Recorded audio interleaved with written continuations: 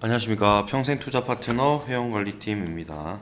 네, 오늘은 2018년 3월 19일 월요일입니다. 한 주의 시작, 어떻게 주말은 잘 보내셨는지요? 네, 제가 이번 시간에 설명드릴 차례는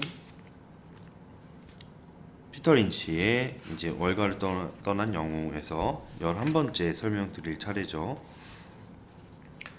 저번 시간에 이제 6가지 유형에서 3가지 유형을 좀 자세히 설명드렸고, 남은 3개 유형은 시간상 다음 시간에 소개해 드리겠다라고 말씀을 드렸던 것처럼 이번 시간에 남은 3개의 패턴을 또 소개해 드리도록 하겠습니다.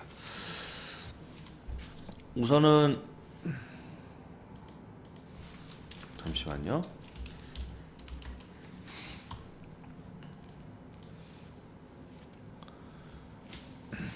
앞서 이제 저성장주, 대형 우량주, 고성장주를 설명드렸었고, 오늘 설명드릴 부분은 경기순환주, 그리고 회생주, 그리고 자산주입니다.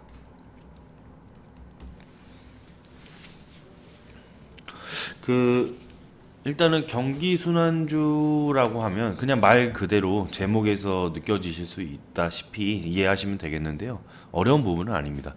경기순환주는 회사의 매출과 수익이 어느 정도 예측 가능한 방식으로 일정하게 오르내린다 라는 특징이 있습니다. 경기순환주에서 이제 성장 업종에서는 사업이 계속 확장이 되지만요, 경기순환 업종에서는 사업의 확장과 수축을 되풀이하는 그런 현상들이 발생이 됩니다. 주로 업종에서는 이제 자동차, 그리고 항공기 회사, 타이어, 철강, 화학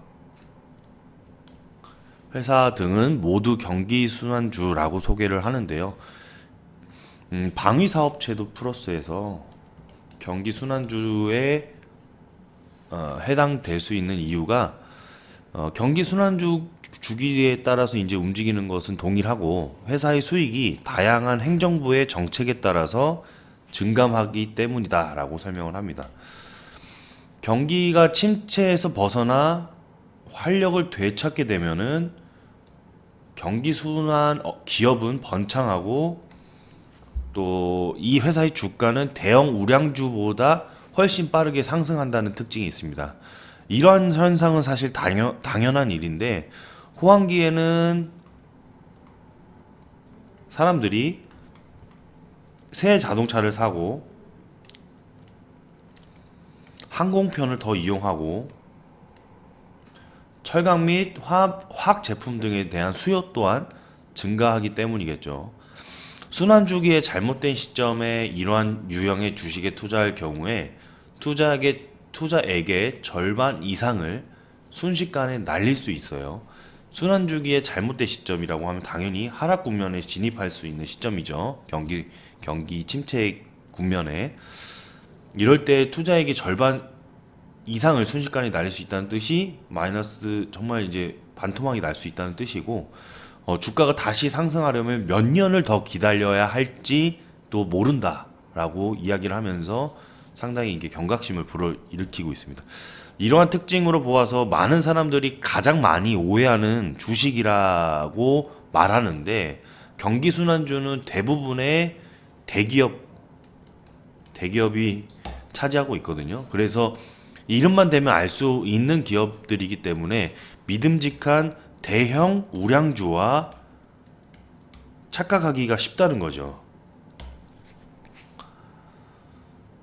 그래서 이제 뭐 미국 시장에 예를 들면 포드라는 회사, 포드라는 회사가 충분히 그럴 수 있는 사례였다라고 설명하면서 예를 들고 있습니다. 포드 회사 이제 자동차 회사죠.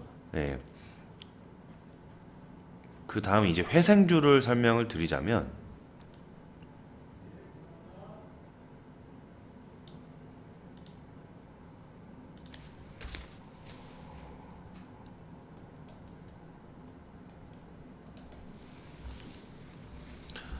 회생주로 분류되는 기업은 정말 망가질 대로 망가지고 짓눌려서 이제 파산법에 따르는 그 절차에 따라 간신히 연명하는 기업들입니다. 간신히 연명하는 기업들. 이들은 저성장주가 아니라 무성장주라고 이야기를 합니다. 무성장. 그런데 이제 어떻게 해서 투자를 할 수가 있겠느냐라고 이제 이야기가 조금 어려울 수도 있는데, 이제 회생 절차에서 이제 회생을 성공하는 것이죠. 예, 그런 사례들이 많이 있었고, 그거에 따른 이제 소개를 하는 겁니다. 실제로 크라이슬러, 이것 또한 자동차 회사죠. 미국의 자동차 회사. 크라이슬러 회사를 예를 들면서 설명하고 있는데요. 실제로 크라이슬러 자동차 브랜드는 아시다시피 경기순환주였었겠죠. 그런데 순환주기에 따라서 너무 심하게 하락을 해서 투자자들은 이 회사가 절대 회복하지 못할 것이라고 생각을 했다고 합니다. 경영이 부실한 경기순환주는 크라이슬러처럼 파산 위험이 있거나 그보다 조금 사정이 낮더라도 포드같이 실은 극심한 고통을 언제든지 겪을 수 있다라고 경고합니다. 크라이슬러, 포드도 그랬듯이 책에서 설명하는 기업들의 사례의 공통점들은 회생주들이 잃었던 기반을 매우 빠르게 회복했다는 특징을 보였다는 것입니다. 회복의 속도도 상당히 빨랐다는 것이죠. 성공적인 회생주를 투자할 때 가장 좋은 점은 다른 주식 유형에 비해서 주가의 등락이 전체 시장 상황에 좌지우지 되지 않는다는 사실이에요. 예, 시장 상황에서 좌지우지 되지 않는다라는 것이 이제 장점이고, 이야기하면 이제 피터 린치는 실제 크라이슬러에 투자해서 2년 안에 5배, 2년도 안 돼서 채 안 돼서 5배의 수익을 기록했었고, 5년 정도가 안 돼서 15배에 급등한 사례를 이야기합니다. 펀드 매니저로서 펜 센트럴이나 크라이슬러는 회사 규모가 큰 덕에 펀드 실적에 막대한 영향을 미칠 만큼 물량을 좀 많이 실을 수 있었던 것이겠죠. 그래서 그렇게 성과가 좀 컸던 것 같습니다. 회생주에는 구제금융을 요청하는 회생주가 있겠어요. 회생주에는 구제금융을 요청하는 회생주가 있다. 이는 이제 이런 사례는 정부의 대출 보증 여부에 따라서 만사가 걸려 있다라고 이야기를 합니다. 또한 이제 공익기업에서도 보편적으로 상식과 다르게 큰 하락을 겪을 수 있는 사례들이 많거든요. 그래서 그 큰 하락 이후에 회생주의 성공적인 반등을 또 소개합니다. 이 중에 하나가 이제 컨솔리데이티드 에디슨의 사례를 소개합니다. 그리고 또 토이저러스는 누구나 들어보셨죠? 파산기업 안에 존재하는 완벽한 회생기업 사례도 있었거든요. 그러니까 거의 완벽한 회생기업 사례. 그 중에 이제 토이저러스는 현재 우리나라 대형마트에서도 쉽게 다 보실 수 있죠. 그 토이저러스의 모 회사는 신통치 않은 인터스테이트 백화점이었습니다. 인터스테이트 백화점이었다. 그런데 토이저러스는 이 모회사가 주주에게 자회사 주식을 분배하는 분사 방식으로 독립하였고, 이 이후에 57루타를 기록을 했다고 합니다. 월스트리트는 요즘에 구조 조정을 선호한다 라고 이야기를 하거든요. 주주들은 구조 조정을 언급하는 사람이면 어느 경영자든 간에 박수갈채를 보낸다. 기업은 구조 조정을 통해서 애초에 인수하지 말았어야 했던 무수익 자회사를 처분한다는 것이죠. 무수익 자회사. 처음에는 이 불운한 자회사를 인수할 때도 기업은 사업의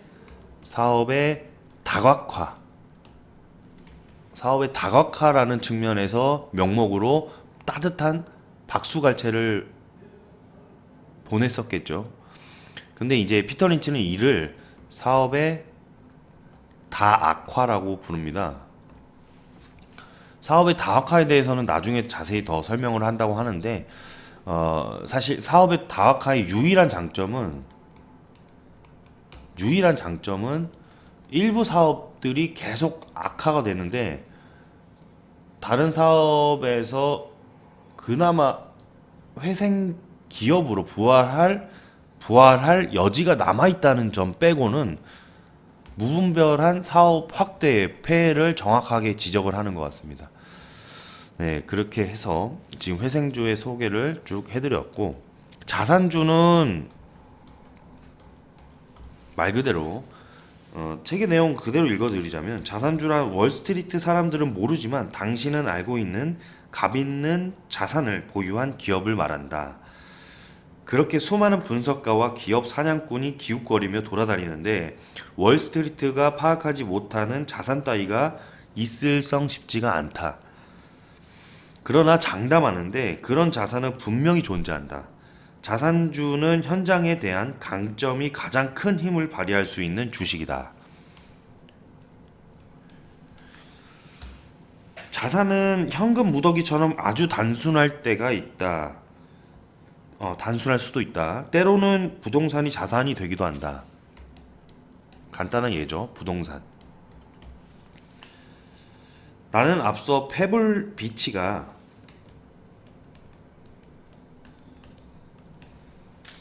대단한 자산주라고 언급했는데 이유를 설명하자면 이렇다.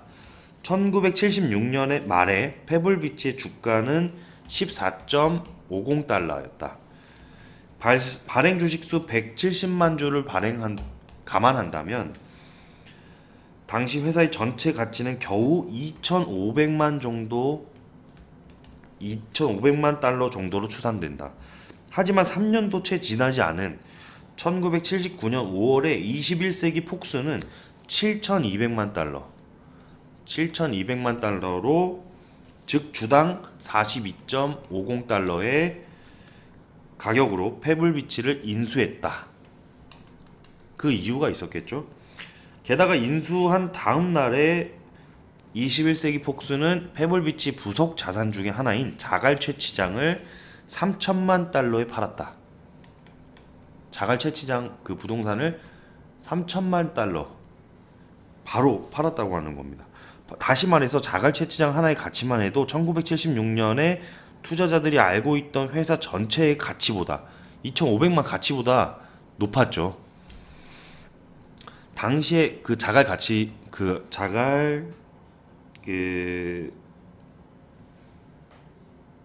죄송합니다. 갑자기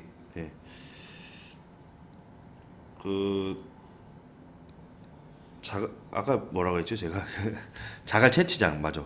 자갈 채취장 가치가 그때 당시에 회사의 가치보다 높았다는 것이죠. 자산주의 특징입니다.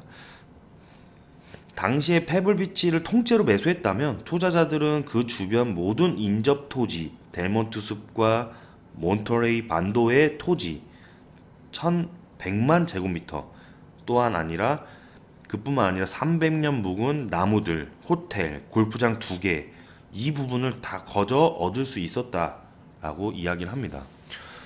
자산주의 특징은 이렇게 단순히 부동산에 대한 특징뿐만 아니라 또 하나 소개하는 것이 인상 깊어서 말씀을 드리자면 한 가지 추가 사례로 경제적 해자의 측면에서 케이블 회사 TV, 그러니까 케이블 TV 회사, 케이블 TV 회사의 사례를 소개하는데요.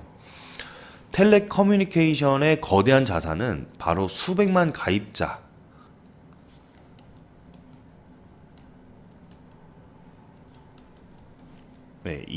이것을 이제 자산으로 평가를 하는 것이죠.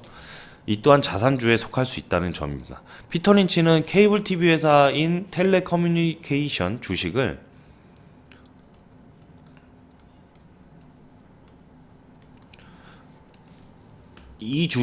이제 더 사두지 못한 것에 후회를 했다고 합니다. 수백만 가입자의 자산 가치로 케이블 사업권 인수자의 관점에서 보면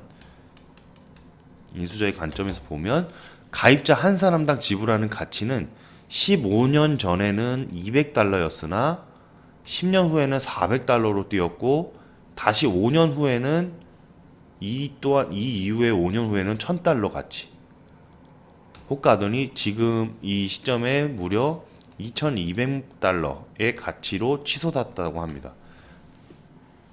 이와 유사한 사례로 케이블 TV 회사는 아니지만 IT 솔루션 제공업체인 더존비전, 우리나라에서 사례를 한번 떠올려 봤는데요. 이 더존비전과 같은 기업의 특징은 잘 파악해서 이제 추세를 지속해서 보유했다면 지속적인 수익의 상승을 기록할 수 있었을 것입니다.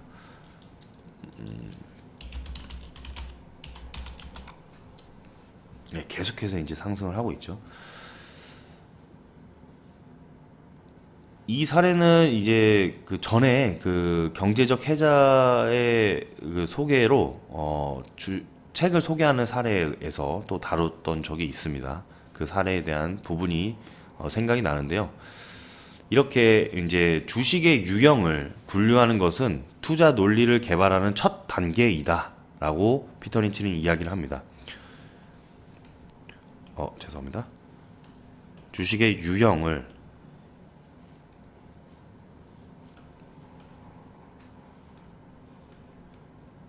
죄송합니다.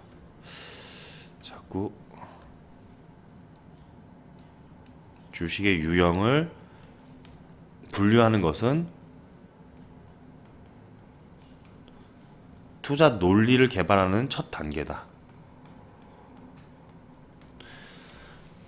이 작업이 먼저 이루어져야 어떤 논리가 성립될 것인지 알 수가 있다라고 이야기를 합니다. 다음 단계에서는